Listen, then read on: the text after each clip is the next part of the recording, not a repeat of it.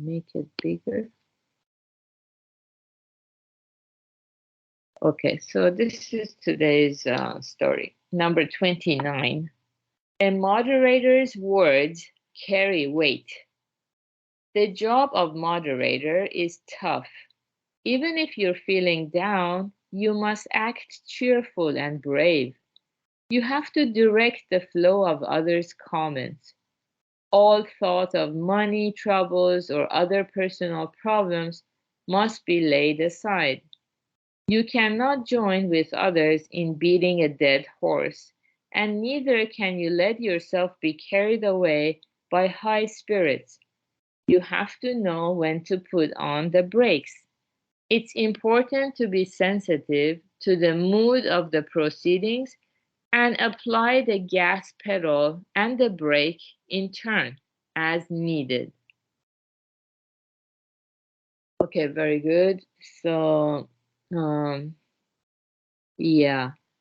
So a moderator is like someone who is regulating whose turn it is to speak, and when they speak, after they finish talking, the moderator will make some comments to show acknowledgement of what was said, and so um, the moderator's job becomes very tough because they need to, first of all, they have to be very present to hear what the speaker is saying in order to be able to acknowledge the good points that they mentioned. And so if we, uh, even if we feel down or depressed, if that means we're not being present, so we need to just act cheerful and be brave, putting aside our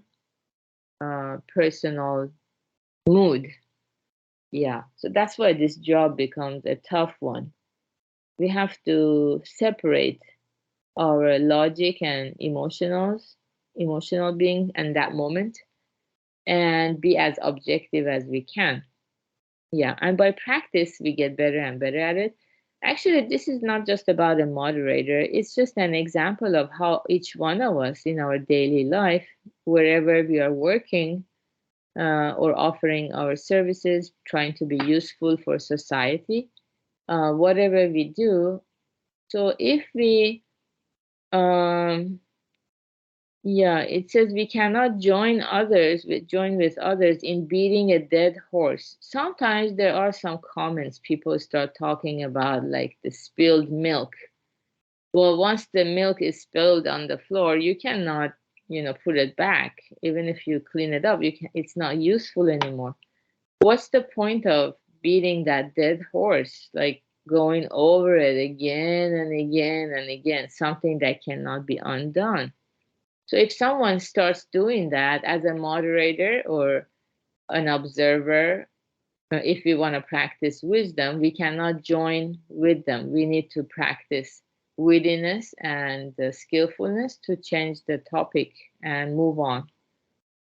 And by the same token, we cannot let ourselves be carried away by high spirits. So it's good to have high spirits and be cheerful and focus on all the blessings we have and how grateful we are. But we cannot be carried away by it because, there are people who are struggling with depressive moods, and they are there to learn something useful. If we just share how happy we are and get carried away by it, then those people don't learn how to get themselves out of that troubling emotion that they are trapped in. So we have to know when to put on the brakes. It's okay to share, but how much we share of our high spirits, that's the key. We have to put on the brakes to know how much is enough. Yeah, and we have to be sensitive to the mood of the proceedings and apply the gas pedal and the brake in turn as needed. So if we feel that people are too quiet, they're not contributing to the discussion, so we have to apply the gas pedal. We have to start, raising the energy and bringing in topics that will inspire the participants to speak up and share their thoughts with us.